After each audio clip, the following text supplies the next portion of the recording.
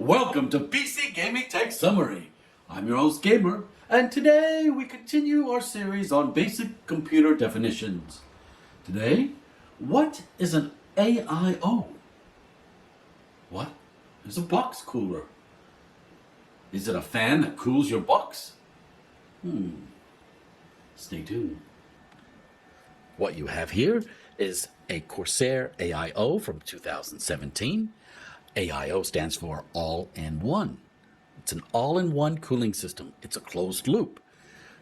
The liquid within the system does not come into contact with air, therefore it's a closed system. Okay. What you have here is a pump, okay? And a pump and a cold plate or a metallic plate. Okay, so the liquid comes into contact with that plate, and on the other side of that plate is your central processing unit shell. Okay, it is the metallic plate on your CPU. So there's thermal compound or thermal paste which gets placed there, and that allows for better heat transfer between the two metallic surfaces. Okay, so the CPU is mounted to the motherboard, and then you mount your pump onto the CPU. Okay, so it pumps liquid through a radiator. Okay, so the radiator has fins in it, just like a radiator of a car, and air gets blown through that and cools the liquid that is being circulated through those fins. Okay, so this is a Intel i7 7700 CPU. It's 4 cores and 8 threads. It's a 65 watt TDP CPU, which means that basically the maximum wattage that it will use is 65 watts. I've been keeping an eye on it, and I haven't seen it, I think, above 50 watts. It usually stays right around 35 to 45 watts when it's gaming. And it generally doesn't go up to 100% usage as well.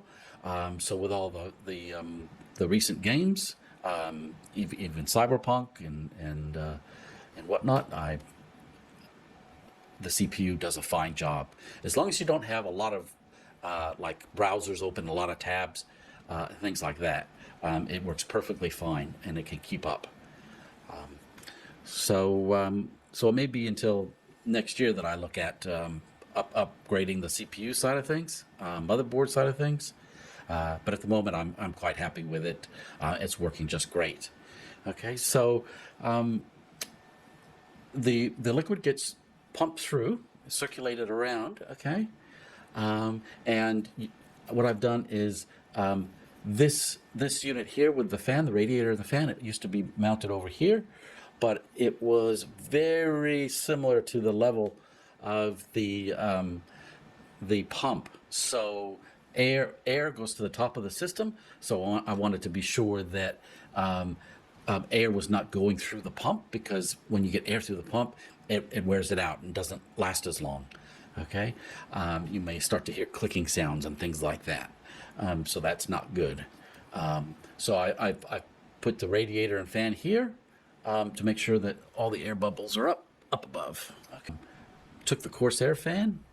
The Corsair fan is now here, and this is a Be Quiet fan. And the reason why I did that is because it's just whisper silent.